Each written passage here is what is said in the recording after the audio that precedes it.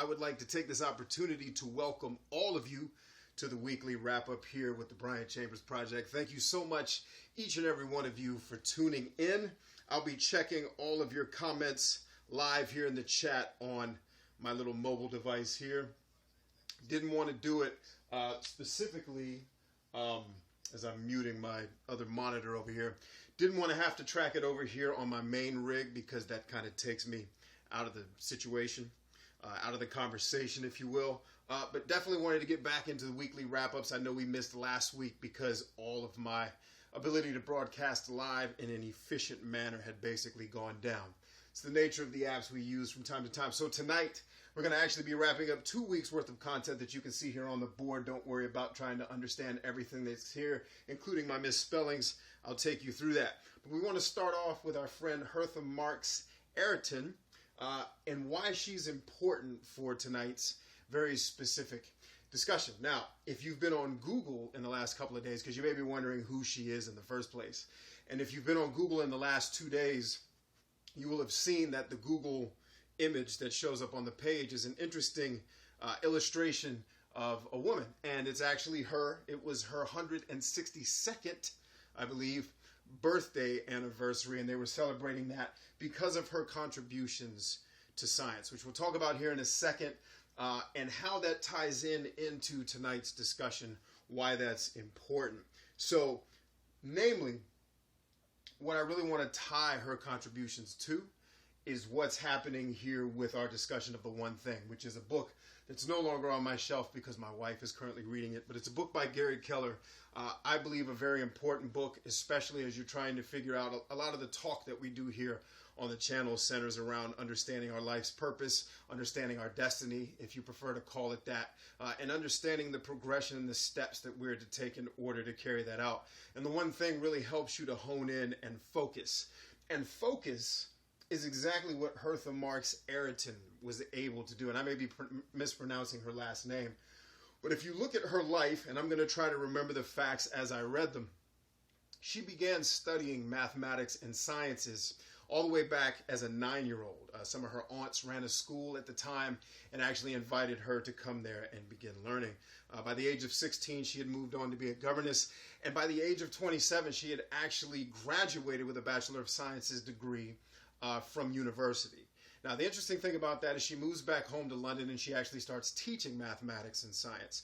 But she really gets put on the map a few years later when she starts to research some of the phenomena that are happening at the time. So the light bulb is a big invention that's going on, but it has issues, and she's basically getting published in journals where she has hypothesized why these light bulbs are having this hissing issue. And whatever she wrote was so amazing that it actually got published. And of course, because she was a woman, she came up against the opposition of people who proclaim to be smarter and know better, because for whatever reason, human beings have been ridiculous with how we've managed gender over the last several thousand years, even still today. Welcome to the Gaming Gamer. Thank you for tuning in.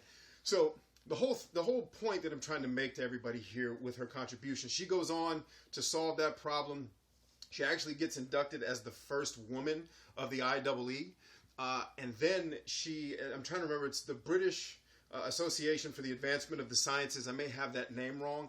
She actually is not only the first woman to be allowed to sit on as a chair member of that organization, but she actually paves the way for women to actually be a part of that. So you're talking about things that are happening back in the 1800s where we're still living in very patriarchal society. Some would argue that even now today we still live in that. I would agree to that to a certain extent.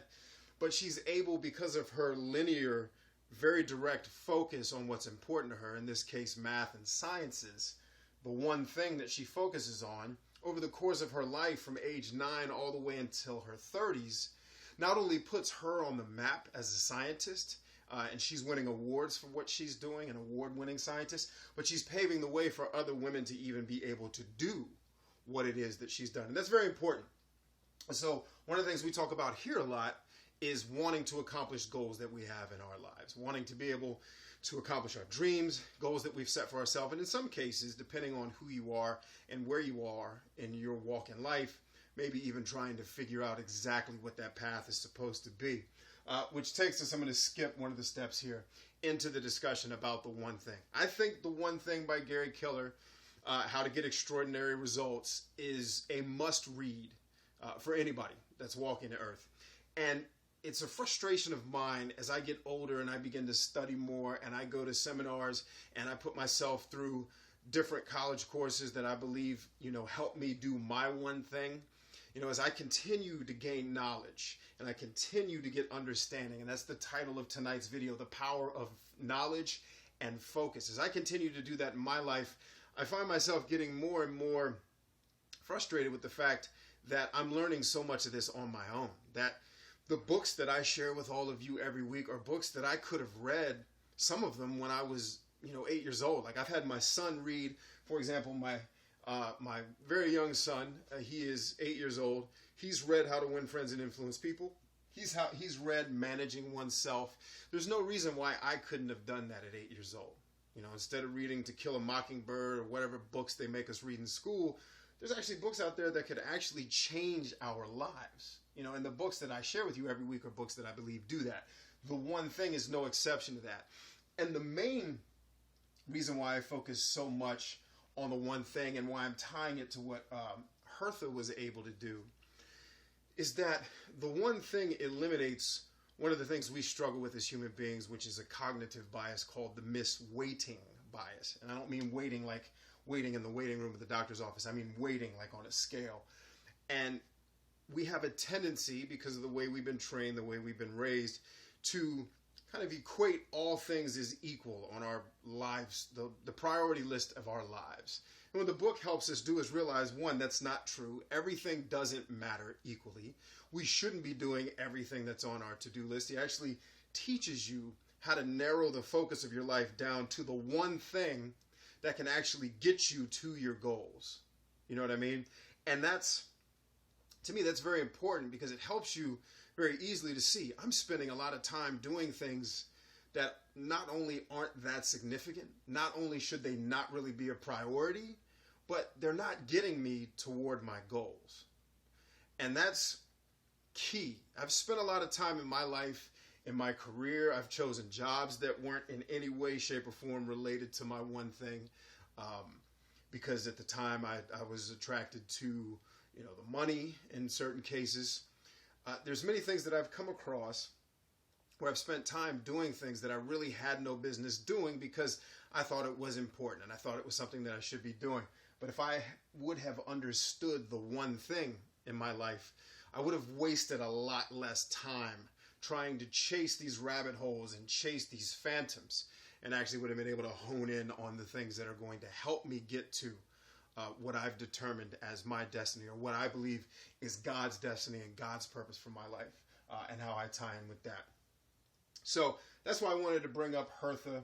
I wanted to bring her to your attention. If you've been on Google and had no idea who that mural was about, now you know. One of the other topics that I covered yesterday was overcoming self-pity. And I don't know that that's necessarily important as it relates to the one thing, but this is something that was near and dear to my heart because, as I told in the story, I was in the hospital with my newborn who needed surgery, and everything's fine. He's doing just fine. It was scary, going through the process of having to get the appointments and go to the doctor to figure out what the deal was. But we were in the hands of some really good doctors, and everything turned out okay. But in the story that I told you all, when I was in the hospital with my baby, there was another family there that had a son with them, an older son. I think he was about 9 years old.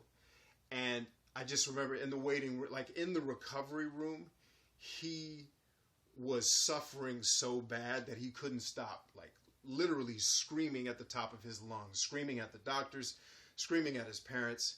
And at one point during that situation, the father looks over at me because the waiting room isn't that big. I mean, not the way I keep calling it the waiting room. The recovery room's not that big. It's close quarters. If you're in there with another family, you're going to hear them talking. The father looks over at me and says, while the son is screaming on the bed, literally just wrenching the mattress. And he looks over at me and he apologizes. He's like, "I'm sorry you have to listen to this." And my initial response was not like laughter, like laughing at him, but like, you got to be kidding me, dude. Like, you don't owe me an apology. Whatever it is that your son is going through, and I can imagine what you're going through as a father, because I wouldn't want to watch my son like that. Whatever you're going through, whatever he's going through, is fine. Like, if the worst thing that's going to happen to me is your son is screaming today, it's totally not a big deal. What matters is I hope that your son's okay. And in the course of talking, he tells me that his son is actually being treated for leukemia, cancer, and the drugs that he's on are causing him to act like that, to the point where they actually had to sedate the child. And you know, I came to tears in the video that I was doing, because it's like we get so caught up in what's important in our lives and the things, all the little day-to-day things that bother us and we think matter. Have you ever been in the hospital with one of your screaming children on a leukemia treatment? I hope that that never happens to you, because I was watching this family with the strength of Samson sit there and be able to even hold themselves together. You know, and I've been in the hospital with my oldest son who fell when he was a baby and had a concussion, okay? And it wasn't as bad as him screaming. It was actually the opposite. He was lethargic and couldn't even really talk to us for several hours and had to keep going back and forth to the hospital. That was gut-wrenching. So I can't imagine what a family's going through while their son is being treated for a horrible disease, and his reaction to the treatment is just downright suffering. And so my point to everybody who was watching that video was, if you woke up today and you had all your fingers, all your toes, your legs and arms worked, and you were able to go about your life and do the things that you needed to do, you don't have the right to be self-pity. Or yeah, I said you don't have the right to feel sorry for yourself, is what I said in the video. You haven't earned that right. You know what I mean? Because I'm watching this family over here just stand there and support a child that's literally screaming in their face and show him love and rub his head and not even cry. Like, that's the part. Like, I was almost in tears for the child watching it. And I'm watching the father and the mother very powerfully comfort their son. And I told the father, I said, look, dude, I'm going to be praying for you and your family. And because it was the son's last treatment before I think he was to be fully recovered. And I was like, you're going to get out of the woods. I believe this is not the end for your son. I think God has more in store for him than laying on this bed and screaming. And I'm going to pray for you guys. And my message too, because, you know, I work with people. I live a life around people. And inevitably, I'm always around folks who find something to complain about that just is not important. It isn't. Okay, and I know that may be offensive to some people, but if you're the person that's trying to have big goals in your life and trying to accomplish big things, you're going to have to adopt some new mindsets. You're going to have to not pity yourself every time something doesn't go your way, every time you don't get a promotion. Are you homeless? No. And chances are, even without the promotion, you won't be homeless in our system, our American system, if you're in America. And so it was really, even though it was a hard message, it was to encourage folks just to shift your perspective. Consider the child that's laying on that stretcher who's screaming for his life. Like, he was out of it too. Like, he didn't know what he was screaming. And if you're not him, and if you're not his parents, you don't have anything to complain about today. And I understand there may be some exceptions to the rule. I work with a lot of people on YouTube and through my websites who go through a lot of stuff. Okay?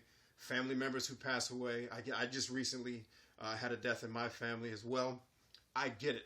So, and I'm not saying that trauma is not worth or worthy of pity. I'm not saying that you shouldn't feel remorse or be sad over loss or even be disappointed about some of the things that happen in your life. But you don't have the right to let that turn into pitying yourself to the point where you don't move forward. And that's really the heart of that message.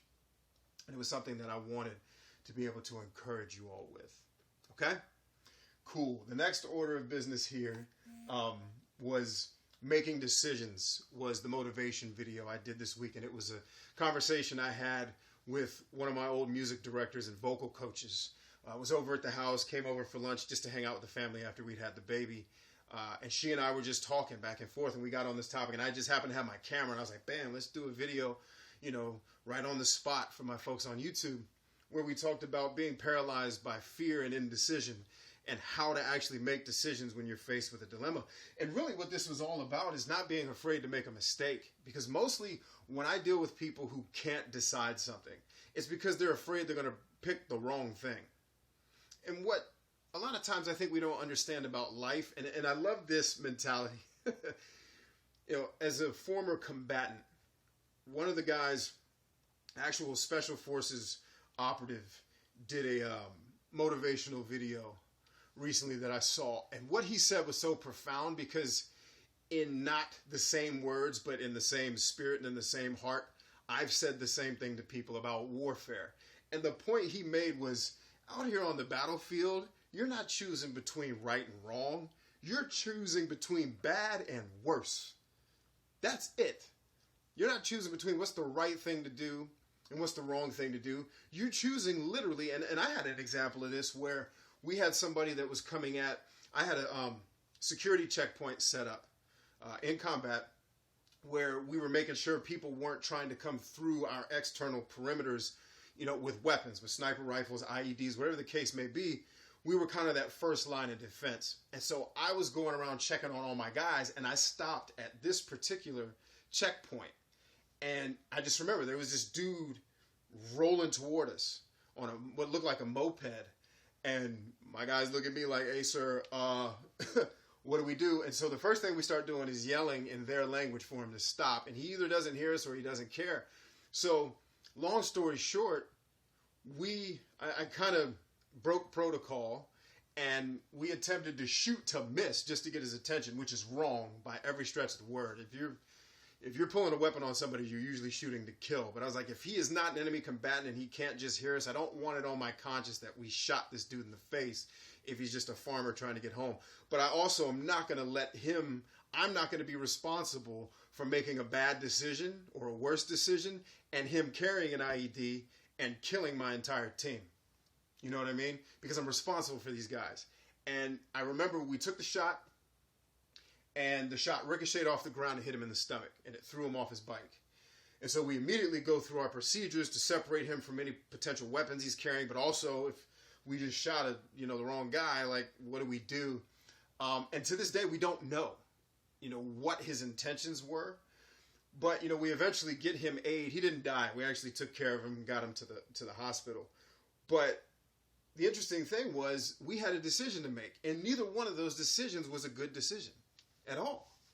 It was a decision between bad and worse. Bad decision. Shoot at this guy and try to stop him. Worst decision. Kill him. I went with bad that day, and unfortunately we didn't kill the guy, but we did unintentionally injure him out of a need to protect ourselves because we were out in harm's way. And so this whole idea of, I didn't have a lot of time to sit there and weigh the decisions about, well, which one should we do? Should we shoot? Should we not shoot? Because he's driving toward us. I mean, everything, I'm taking 3 minutes to tell you a story that was literally 0.8 seconds in my brain to make a decision. Now, the decisions you may be facing in life are probably not quite that dire, all right, in every situation. And most of the decisions I make in my life are not quite that serious.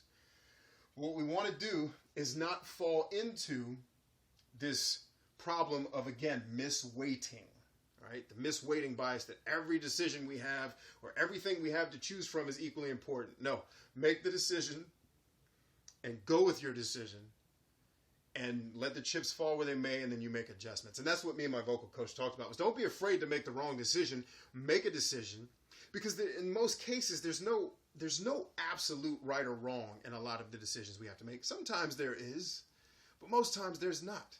There's a bad and a worse. And so make a decision, and if it ends up after the fact you realize, oh, that was worse, then all you do is just course correct. Like we ran out there to help the guy after we realized, okay, he's not carrying weapons on him, but we need to, do the search and separation and seizure to make sure that he's not got stuff around him that could still do us harm, basically. Okay?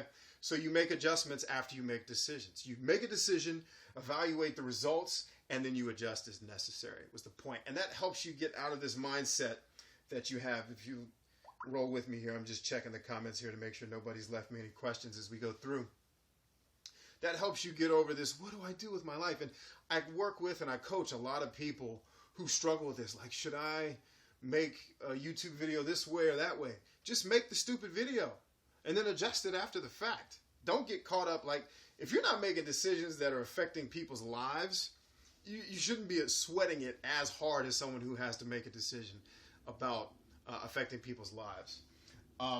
So that was really the heart of that discussion. I didn't tell the war story in the video, but I did say what most people are afraid of is doing the wrong thing. Don't be afraid of the wrong thing.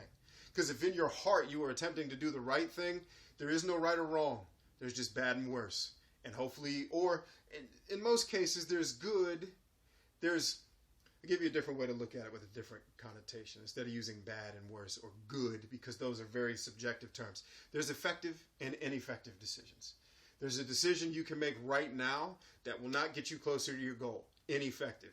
There's a decision you can make right now that will get you closer to your goal. Effective. You want to get effective decisions more than ineffective. But if you make a decision and realize it's ineffective, it's just a course correction to get it over to effective and keep moving. Okay? So don't let the fear of making the wrong choice paralyze you. All right? Now, granted, I do understand that there are some choices in life that are a little bit more serious than, well, I can just, like, you can't get married and then make a course correction. Like, well, she turned out to be ineffective, so we're divorced. Like, I get that there's some decisions that do cause a little bit of anxiety, and probably rightfully so. So I'm not saying that this is a be-all, end-all solution to decision-making. It's mostly what you'll hear me coaching you through in these types of videos is just different frameworks, different perspectives, different ways of thinking to help you make better decisions, to make better choices, okay? It's not a zero-sum game. You're not going to do all things perfect or all things terrible. You're going to do some ineffective, some effective. You just hope that you do more effective than ineffective. Then we talked about, in our Empower the Soul discussion this week, we talked about how personality can predict your future. And that was a discussion about the Myers-Briggs personality types test that I had everybody take who had watched the previous 2 weeks. 2 weeks ago, watched that video. And then after taking the Myers-Briggs, we had a discussion about what the personality types mean. That's actually a longer video. That's a video that I do in all of my coaching programs. I always put that in there because I want to help my people understand more about themselves. Because like I always say, the good General Sun Tzu says, if you know yourself and you know your enemy, you won't be endangered in 100 engagements. And if you don't know yourself, you won't always know what's causing you to be a certain way. But the more information you can understand about your mind and how your mind works, none of the tests are perfect. None of the personality tests are a 100% accurate thing that applies to everybody in the same ways. It's really just scales that help you hone in a little bit closer to understanding your own psychology and the things that make you tick. Don't look for those perfect solutions because they don't exist, because we as humans don't fully understand this wonderful mind that God has given us. Okay? And I don't think in the time that we're walking this earth that we ever will. I think it's too infinite, much like the universe that we're working to cultivate. Right now we're on Earth, but we've made some progress out there in space, depending on who you believe, about whether or not we went to the moon. But the point is, I think there's infinite space in here as well, and it takes time to fully understand who we are. And who we are is really, to me, a moving target. We're not ever always the same. We're not ever always anything. We adjust based on circumstances and situations, but what we do have is preferences and tendencies. And the more we can understand those tendencies, the better we can make decisions that suit our lives. So the example I give when I do that type of discussion, because usually I'm trying to help people make decisions about what they're going to choose as a career path or just as a general kind of path for their life, is that certain personalities do predispose you to certain types of work. And the example I usually give is that my personality type doesn't lend me, for example, to be a great accountant, okay? But I do know great finance people who have my personality type. And I've had to learn a lot of accounting throughout my career. and especially when I started running my own business and actually hiring people to come in and help me manage the finances of the business. I have to know what I'm talking about to be able to hire them. You can't delegate what you don't know, not effectively anyway. And so even though I'm not necessarily wired to be an accountant, I can have the aptitude to understand accounting and finance. Right. But would I ever want to be, an accountant as my career path? No, because it requires a skill set and aptitude, but moreover a focus on things that, with my personality type, I am almost always more strategic in my thinking, more forward-looking, more big pictures, frameworks, and concepts work for me.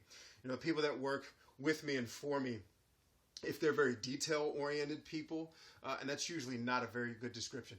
If they're very step-by-step tactical, we need to understand everything about something before we can fully understand it.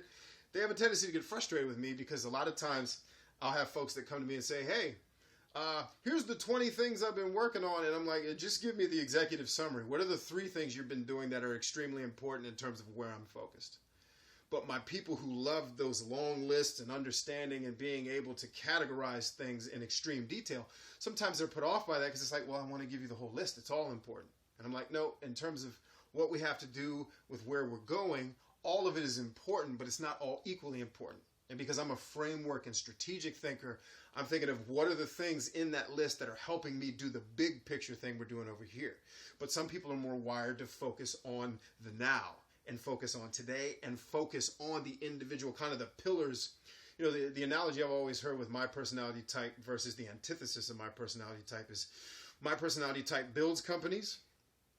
The antithesis, and I don't mean antithesis in a negative way, I just mean the opposite, okay? The opposite of my personality type keeps the companies in business. So you need both. Both are good, both are valuable. But I wouldn't want to be the guy I wouldn't want to be a policy guy, for example. That would drive me nuts because I don't want to talk about the pillars that uphold the business. I want to be building the business and thinking about the next innovation that's going to keep us in business and keep my pillar builders fed for the rest of their lives. Okay, so that's what we talked about there. I highly encourage you. I won't cover it all here because it would be a 40-minute video in and of itself. But I did want to talk about the significance of understanding not just your Myers-Briggs personality type, but take the DISC, take, the type A, type B personality test, the strength builder or strength finder. I always get that wrong. There's a million different personality tests out there. I have taken most of them. When I'm coaching, I always use Myers-Briggs because it's the one I know the most. I've been through it, God only knows how many times since I was 19 years old, and I've administered it many times as a coach. So it's just the one that I'm most familiar with, and there's enough relatable information in there that I can make some very general points, not to tell someone everything about their lives, but to help them at least get on the right path. That if I'm an NT, chances are I'm going to be pretty good at science. Interestingly enough, I sucked at science when I was in school, but some of that has to do more, I believe, with how schools are developed, because schools are developed and maintained by the antithesis of my personality type. So the way we're asked to learn often doesn't work for my personality type, even though I'm more predisposed to being decent at sciences. Let's see. King Koopa says, do you think I should hold them? Oh, he's asking questions. I mean, what am I missing here? Okay, he came here for more YouTube coaching. And we can get into some of that. We do some Q&A here toward the end of these videos. So, Koopa, hold that question to the end. I think I missed what you're saying here. You said you started posting videos, but they are gameplay tech videos, but also wanted to post some vlogs.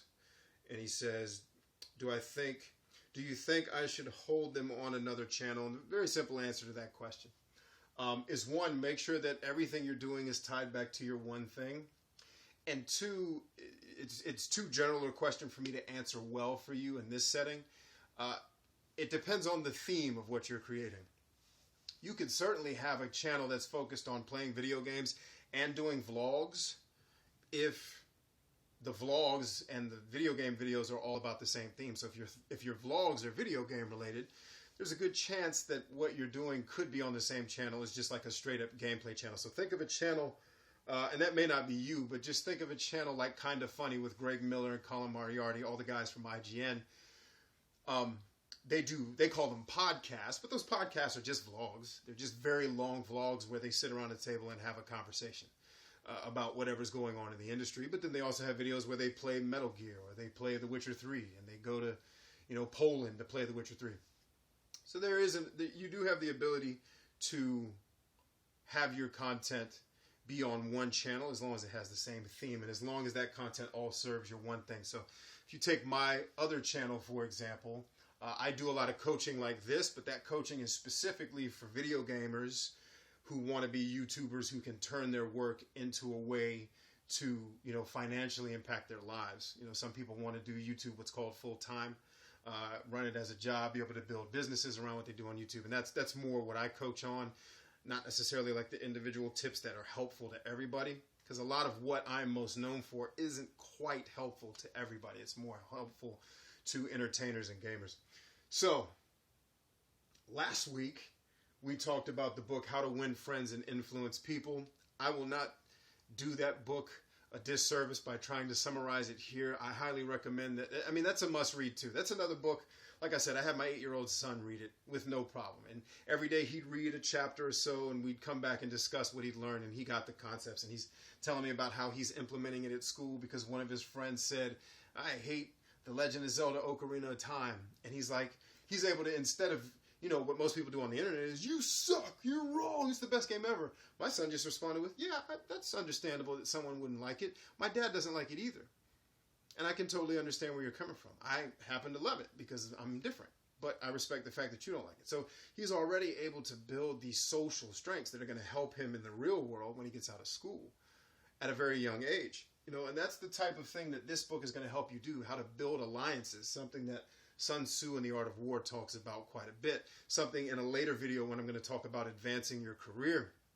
Something that's essential for you to be able to do that. And I don't care what your career is, even if you work for yourself, you're going to have to learn how to build alliances.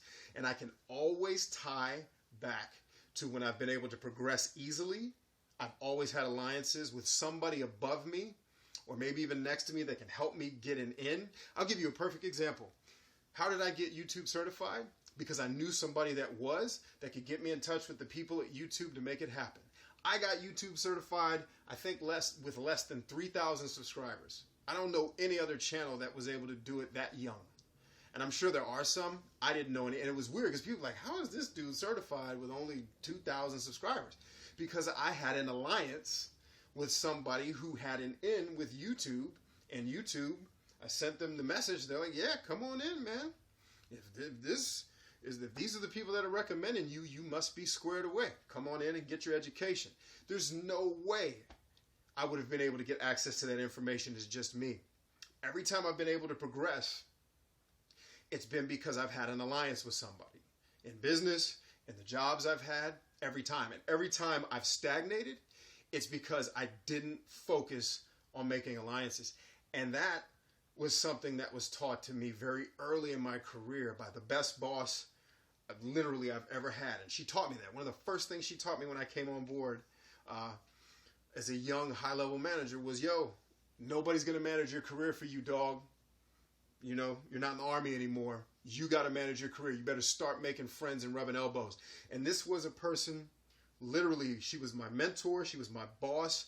She got me in with all of the senior management in our international company within, I want to say, 8 months or less of me working there. I knew the CEO of the international multi-thousand people company that I was working for. I knew the CEO on a first name basis, to the point where it was funny. We went to a leadership conference later that year after I had met him.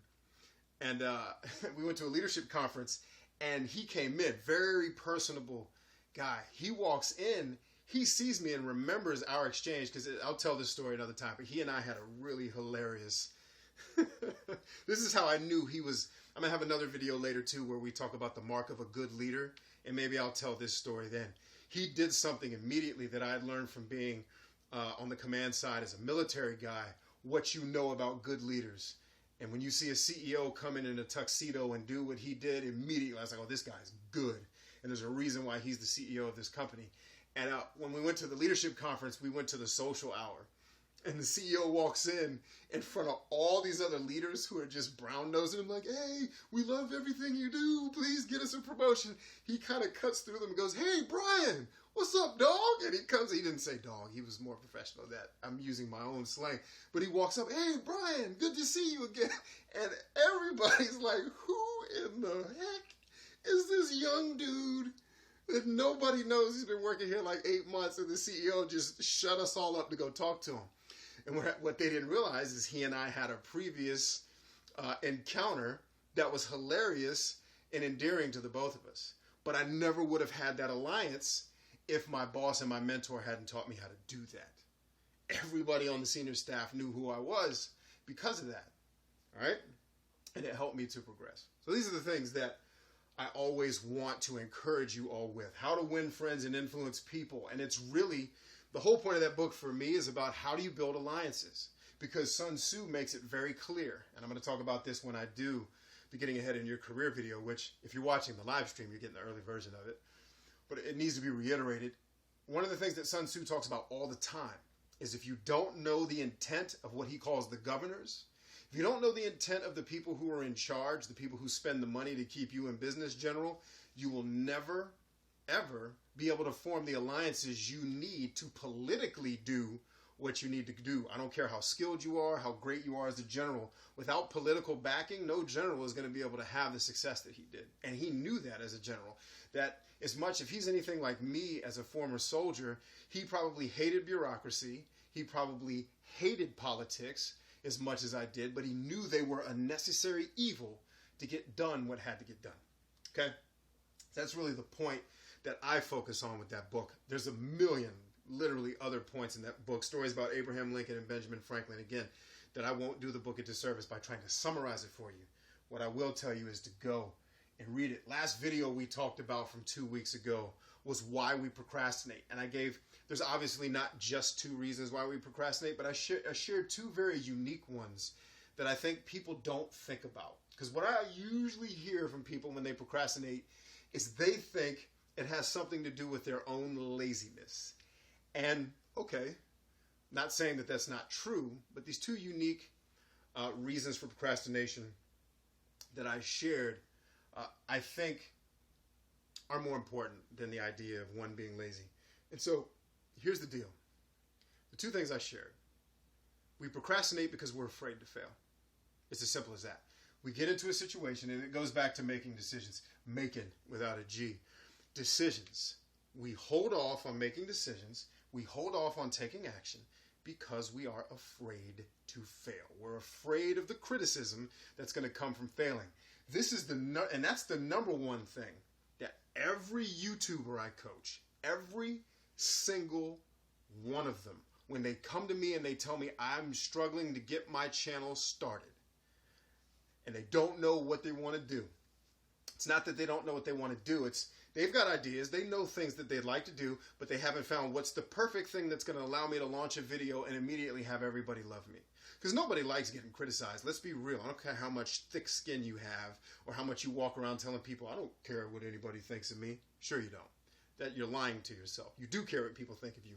You may behave differently when you come to the realization that someone doesn't like you than someone who's more sensitive. But believe me, you know, it's like everyone talks about, I can't wait to walk off this job. I'm going to come in here with a purple suit and a gold chain.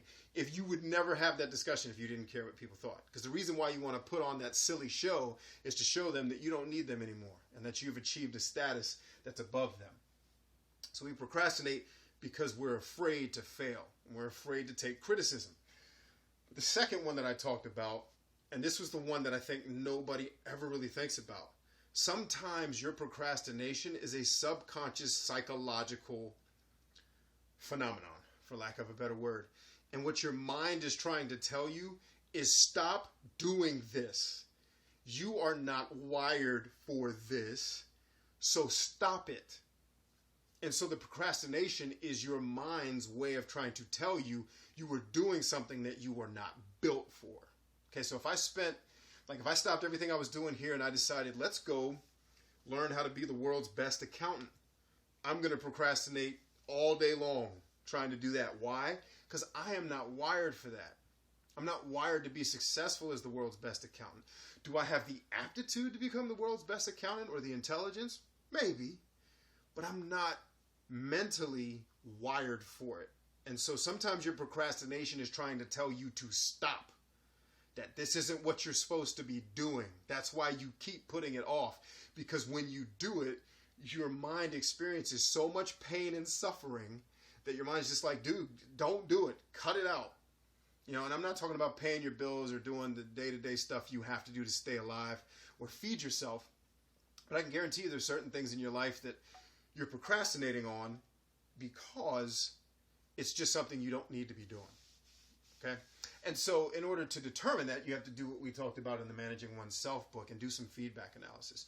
Really, start with understanding your personality and then go through this book and understand how you learn, how you operate. And those things are going to show you areas where it's like, okay, if I know how I learn by talking. That's why I do coaching videos, not just for you all, but what I'm doing here also coaches me.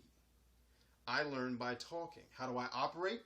I'm ambidextrous, for lack of a way of saying it. Like, do I work well in groups or do I work well as an individual? I can do both.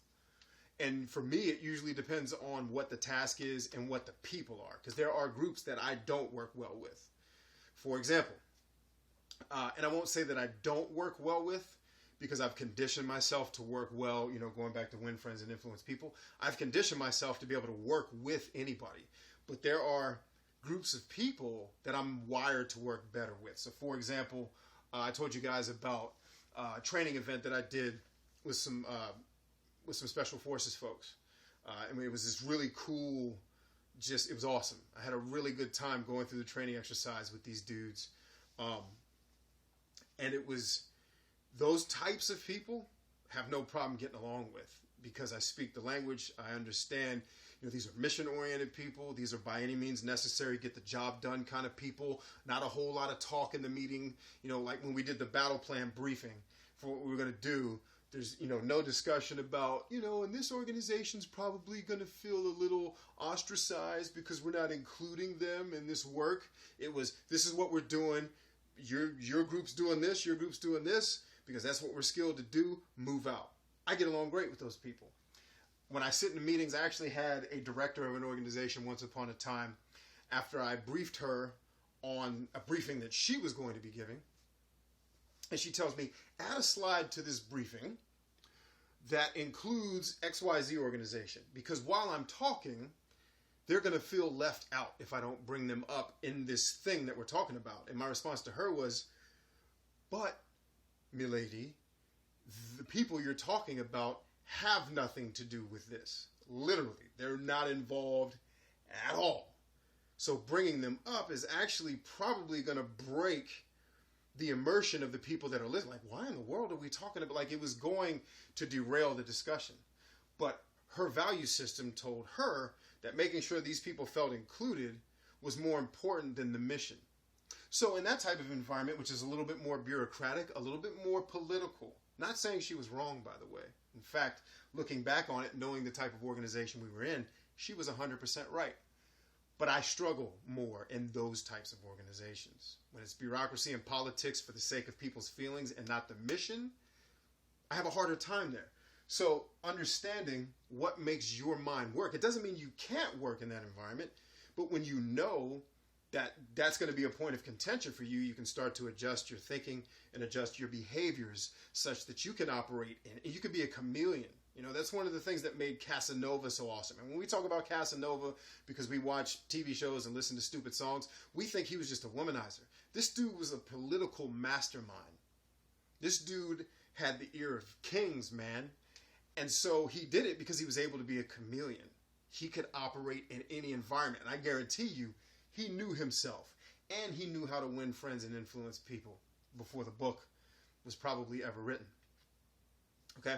So it's not about because you're not great in an environment that you can't operate there, but it's about knowing yourself that you can make the adjustments necessary to succeed and thrive in any environment, because a true professional can do that. All right? And then the last thing, this is an email, usually in these discussions, but we're coming close on time here. I'm trying to keep an eye on the stream so I can leave room for Q&A. I talk about all the emails I've sent out for the week. only want to talk about the one I sent out today. If you're not on my mailing list here at Bryant Chambers, if you're on my channel, there's actually a link for it that says Get Daily Encouragement. You're not going to see it on this video. It's actually on my channel page. If you click on Bryant Chambers, you can click on Get Daily Encouragement, name, email address. Every day I send out a powerful email about helping you discover your goals, stay on task to achieve your goals, and then teach you how to lead, prepare you for leadership so that you can lead others to do the same. Or at the very least, if you're not a leader of people, being an innovator and a leader in the area where you decide to go. So every day I've committed to sending people a message. And it's basically like, think of it as a person who walks in, you know, when you've had a hard day. Think of this as the person that walks in and says, yo, I know you had a hard day. Stay strong. You can do this. Here's why. Okay? And it's not just hokey, corny, like that old Saturday Night Live sketch where it's like, because doggone it, people like me. It's none of that crap.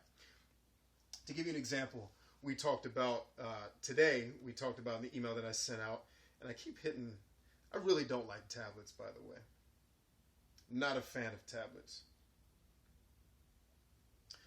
So I talked about, so the title of the email I wrote today is Why I Take Cold Showers. And so once a week I do take a cold shower. Here's why.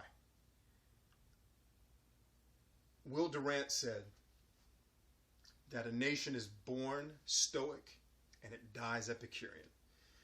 And the Stoics and the Epicureans were people who followed two different philosophies. So think of Stoics as like the Genghis Khans of the world who conquer and make nations for themselves. Think of them as the American pioneers. Think of the Epicureans as the YOLO people in hip-hop and pop music. Okay? That's the Epicureans. And a nation dies when those people take over. More importantly, the point I was trying to make is that all of your success, everything that you want to accomplish is going to be built on the back of struggle, strain, and overcoming adversity. Winning takes pain. And in order for you to win the way you want to win, you're going to have to go through some pain. But not all pain is bad. Like when I lift weights to the point of being discomforted, that's what helps me get big. But you have to go through pain to get to gain. And the problem is our minds are wired to run away from pain. But we have to sometimes grab our mind and bring it back here and remind it, yo, this pain is good for you. Shut your mouth and get through it. It'll be over in 10 seconds. And then the prosperity that's on the other side of it is going to be more than worth that little bit of pain you had to endure. And so the reason why I take cold showers is to remind my mind that I'm in charge, not my brain. I make the decisions. Okay, and I know that's a little bit of semantics because you're like, well, your brain is where you make decisions. But my psyche, my soul, my mind, will, and emotions, I make the decisions. My spirit, if you're a spirit and like a Bible-believing person like me, my spirit is where those decisions come from. And sometimes I have to remind my brain because it's wired to run away from pain just like everyone else. Everyone is wired to that. The hardest of the hardcore people are wired to run away from pain. But the reason why they don't, if you've ever seen that advertisement for the Marines, Run Toward Chaos, is because they're conditioned to run toward chaos. And they're conditioned to be rewarded when they run toward and overcome the chaos. So that cold shower, when I'm literally tensed up for the first 10 seconds of it because it hurts, I'm reminding myself, and I'm literally, a lot of times I'm praying while I'm doing it, like, thank you, Jesus. I thank you for everything that's going right in my life, and I even thank you for the pain because it's helping me overcome and it's making me a stronger person. That's to remind my mind that I'm in charge. And sometimes a little bit of discomfort and adversity is what makes me stronger and helps me to be able to succeed down the line. Like some of the people I coach, you know, they get down the line and they get frustrated. And like, I'm not growing like I want to. My business isn't doing as well as I want to. My YouTube channel isn't where I want it to be. Shut up. You're in charge. Stop being pitiful. Stop having self-pity. Shut your mouth and work. And remember that you started whatever your operation was because you wanted to serve someone else. And if you're going to quit because it got a little bit difficult, then look yourself in the mirror and understand that you didn't start that project for anyone else but yourself. And if that's the case, then you don't deserve the growth. But if you started what you're doing to serve other people and to be something that's good for someone besides yourself, then you're willing to go through that little bit of pain to get to the glory for the other people, because that's when the glory is going to come back to you as well. All right. Hope you guys thoroughly enjoyed what we're talking about tonight. I know that I did. I always enjoy coming before each and every one of you. I'm going to take the questions that are in the chat now, discuss those with everybody who is here, and then give everyone that's still watching, thank you for those of you who've stuck with this for the entire time, give everyone that's still watching an opportunity to ask questions as well. Remember, we also do prayer requests here. If you have something that you want me and the team or anybody else who's watching this to pray for, feel free to leave that in the comment section. If you'd like me personally to pray for something that's a little bit more personal that you don't want to share with everybody, then by all means you can email that to me at contact@bryantchambers.com, or if you're a YouTuber, you can just send it to me as a private message instead of a comment on the video. Okay, so go ahead, leave your questions. I'll give you all a couple minutes to do that. I'll take a look at the questions that are already here, and we'll go from there. Let's see what we got. All right, I think I took care of King Koopa already. Okay, let's see. Quack Pew Duck says, I can make friends easily in a one-on-one setting. Through social media, email, and Facebook, not so much. And that's a really excellent point. I think what I would submit for your thinking, and I'm not saying that this is right, but I'll give you an observation of social media for me. And I said this years ago when Twitter first came out and I joined it. And I felt the same way about Facebook. The only reason Facebook wasn't quite as frustrating is because it allowed me to connect with people that I otherwise wouldn't have been able to connect with. But what I found on all social media is that social media to me, and this is why I don't use it very much outside of, sending out shout outs and announcements for stuff, or, the people that I coach, I do interact with them. But social media, the best analogy I can give anybody for social media, and I'm saying this to say it's probably not you, is the point of this tirade that I'm about to go on. The best analogy I have for social media, and the reason why I don't like it very much, even though you see me in a lot of it, it's like going into a room with a million other people and everybody's talking at the same time, and nobody's listening. Social media is an opportunity because we as human beings are wired to express ourselves and wanting other people to see our expression of ourselves. Think of people that have a million bumper stickers on their car, or, I drove past a guy that had Rogue 9 or whatever on his car and all the Star Wars stickers. He's trying to express that he loves Star Wars. He wants people to see that. Just like people who get bright red Humvees. Now, I'm not angered by that like a lot of other people are. But they're trying to convey to someone, this is who I am. The car that person drives is an extension of their psyche that they want to share with the world. Social media has given us a platform with which to express ourselves. And so what I've found is that social media is mostly about expressing out, but not really digesting a lot. And so my submission to you for your approval is that your inability to make friends through social media probably isn't a problem with you. It's just you're trying to do it in a place that's not made for it. Now, granted, I've made friends through social media, but it's not social media that has emblazoned those friendships. It's what we have done together, working, using social media as a platform. Many of these people I talk to off of social media, okay? Even though I met them there, the fostering of our relationship has happened through communication that's taken place maybe through the social media, but because we're working together on a project. So if you look at my gaming channel, what I call the Best Friends Gang, all the people that play games with me on Saturdays, these are people who I've met through social media, but the relationship has been fostered because of what we do together, not through social media itself. So I would submit to you that you don't have a problem making friends on social media, but you, just like everybody else, have found that social media is not the best place to try to make friends. It's a great place to make contacts, but if you want to really foster a relationship with people through social media, I believe there has to be some level of conversation that's happening outside of that part of the platform, outside of one or two people who really may take an interest in you. So I would encourage you, it's probably not you, I spend very little time trying to foster relationships through social media, unless, and here's the caveat I'll give, unless it's social media that I control, because in that space, I own it. And if people are coming there, they're coming there because they want to interact with me, or some of the other people that are there. And by control, like I run message forums and social media outlets on my websites, is what I mean by that. Let's see. Kaz says, "Ha, just caught the end of it again."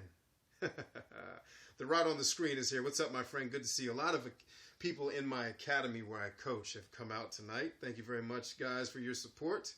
Let's see. Sunderland says, "No question, just thanks. My advice, all to sub to all." Yep, absolutely. Speaking of which, I think when I started this thing, I was like 4 subscribers away from being able to customize the URL for this particular YouTube channel. Let's get that done, yo. And more importantly, subscribe if you think there's something here of value, because I'm giving this to you every single week. Let's see. And if you're not aware, our kind of show schedule is Monday. We do Monday Motivation. That's where making decisions and procrastination came from. Then we do our book discussions, Win Friends and Influence People in the One Thing.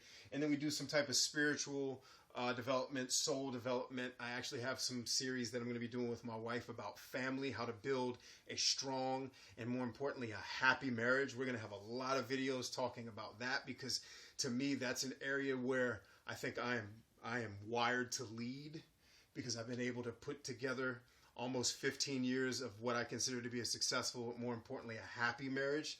I actually like the person I'm married to. Love is easy. People always like, "Oh, I love you." Love is the easy part. I like my wife, okay? And I've liked her for a long time. When she's not at the house, I miss her still to this day, okay? And that's because of some things. It's not because we're awesome people. It's not because I'm amazing. It's because I had amazing people in my life at 19 teaching me how to do what I'm doing now in my life, all right? So if I'm great, it's because I'm standing on the shoulders of great people, mentors who saw me, took an interest in me, even when I had no interest in myself, okay? When I was happy to just go out and party and kill myself, I didn't care. But I had mentors who saw potential in me and snatched me up off the streets and were like, "Nope, you're not going to be a statistic. Get in here and learn some stuff about God, learn some stuff about how to live your life. Shut your mouth and listen." Those are the reason why I'm able to have a successful marriage. Not because I'm awesome. It's because somebody saw that I had the potential to be awesome, saw how much I sucked, and then were like, "I can work the suck out of him." Okay? And family too. I come from a huge family. I was raised that family is everything. All right? So I was born into this with perspectives that other people didn't have. All right? So I'm not bragging about my great marriage like I'm an awesome person that has it all together. Believe me. Not that dude. I got issues just like everybody else. All right? One day we'll maybe talk about them. But we do want to talk about the things I have learned from people, as I always say, way smarter than me, that I can pass on and pay that forward. Okay? So just an idea. I'm going to be doing some fitness stuff. I'm experimenting with some new fitness. Some of you who've known me for a while may realize that I'm smaller than I was at one point, and it's because I've changed my training regimen. I've dealt with some injuries that I'm nursing that I don't want to have as I get older. Nobody wants to be, nobody wants to go into their 30s, their 40s, or their 50s and have nagging pains. You know what I mean? So I want to nip those things in the bud while I'm still young. And so I'm doing research and experimenting with not so much heavy lifting all the time, and putting I'm going to start doing yoga at some point. I've been putting it off. I need to actually put that as one of my things to do. So anyway, we're going to do some fitness stuff, but I want to make sure I've done everything I can to help give you some real deal, no fitness gimmick stuff, but give you a no nonsense. This is what worked for me. And these are things that, based on your disposition, could work for you, but do your own research. Because the one thing I'll tell you about fitness right off, just kind of a giveaway here. The same thing doesn't work for everybody. I don't care how much people tell you they swear by paleo, they swear by Atkins, they swear by vegan, they swear by vegetarian, they swear by fruitarian. There's people with sugar allergies that if they eat fruit, they die. All right? So the one-size-fits-all diet crusades that are going on in the world, you don't need to listen to any of them. Now, let them make their case about why their way is awesome. Listen to them and take away the good stuff. But the minute they tell you this is the one way that works for everybody when it comes to nutrition, when we are all wired very differently, physiologically and genetically, and even though some science is proving now that we can even adjust our genetics, that's fine, but there's no one-size-fits-all diet for everybody. There's things that if I eat, I won't get good results like other people can. You know, and people even in my family. I got a cousin, he should be eating red meat all the time. You know, I shouldn't. I don't have the stomach acids to be able to tear through red meat if I'm eating it all the time. I'm lethargic. I'm slow. I don't sleep as well. You know, everyone's a little bit different. But anyway, those are the types of things that we discuss here on the channel. What else do we have here? Let's see. King Koopa says, if you have that one thing and you want to get that message out, do you feel that someone should focus doing that in just one way or working to try many avenues? Let me see if I understand that question. If you know your one thing and you know your message, do you feel that someone should focus on doing that? No, I don't. So here's how I'll say it. You can have multiple products. Like let's just say you run a business, right? You can have multiple products that all serve the same purpose. What you don't want to have is 20 different businesses with 20 different purposes. So in the case of YouTube, you don't want to be doing a cooking channel and then try to add to your cooking. Let me also do gaming and try to focus on that. And then let me focus on lifestyle and beauty and try to do that. And then come over here and focus on education and knowledge. Okay? Now, what you could be cool and do is kind of find where all of those collide, if you have those interests, and find a theme that unites them all. But trying to split all of your eggs into 4 different baskets, it'd be like, look at people who are highly successful, like Bill Gates, right? He focused on technology, period. Excuse me. That's some post-nasal drip here. He didn't get into philanthropy until after he was retired, if you can call it retirement, until after he was a billionaire. So he's done 2 things. Now, as a technology person, he's had multiple products, softwares, different types of software, server infrastructure, hardware. Microsoft right now today is arguably, depending on who you believe, the 3rd best company in the world. That's what he built because for 40 years he focused on technology. It doesn't mean he just had to make Windows. It means he made Windows and he made Microsoft Server and he made Office. Office is really, one of the main things that put them on the map for good. You know what I mean? Office is also what he used to help Steve Jobs rebuild Apple. That's one thing people don't know. Steve Jobs went to him when he was coming to have the revolution that's put Apple back in the number 1 slot. Steve Jobs came to him and was like, yo, I need you to help me get this off the ground with some good software. I need you to make Office available on Mac. Boom. And now Mac, that was one of the catalysts that propelled Mac to where it is today, is because of an investment by Steve Jobs and Bill Gates working together. Okay? So, no, you don't just have to do one very specific thing, but everything you do needs to serve a very specific theme. Okay? So like take what I'm doing here, for example. I do book discussions, I do motivational videos, I do spiritual and soulish and body and family development. But that all goes back to my theme, which is what? You probably heard me say it, helping people discover their purpose. Basically building leaders, changing lives, helping people discover their purpose, and then giving them the tools necessary to accomplish that purpose, and then giving them the drive to lead other people to do the same. That's the theme. So everything that I make is focused on doing that. And what you'll notice if you watch me for a long enough period of time, you'll notice that some of these things I won't do over time, because everything I do is experiment. And then I take notes. What works? What doesn't work? Do the book discussions work? Do people really catch on to that? If not, guess what? After 90 days, I probably won't do those anymore. But it doesn't mean I left my theme. Hopefully that answers your question, my friend. That was a great question. See, Dark Feather says, oh crap, the stream's over. No, it's not over, man. Unless it looks like it's still going on my end. Let's see. Someone says, BC, I sub to anyone who comments on either of your channels because I want to see progress people make. Awesome. That's actually, I'd love to see what your observations of that are going forward. Cool. Let's see. It looks like you got to stand on the shoulders of a giant to see your way out of the trees. Dang right, Cinnalin.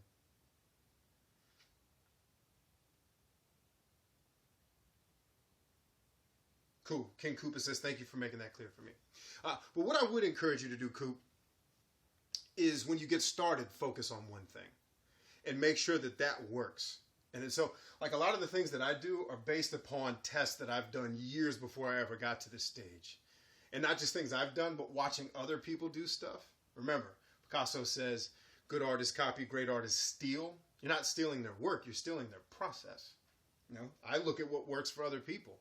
And if I see that they do a certain type of video that never works, chances are I'm not going to be able to make it work, especially if they're highly successful. You know, like I'm not looking at smaller people than me. I look at the best who do what they do. And I take notes.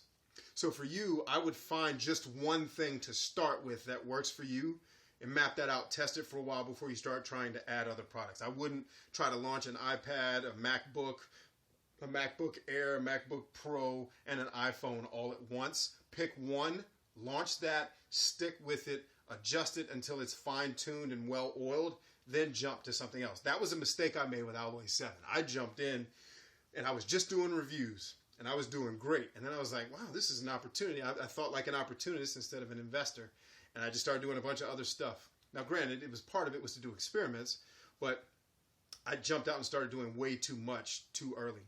You know, I had a lot of ideas. Remember I said I'm the person who likes to build the companies?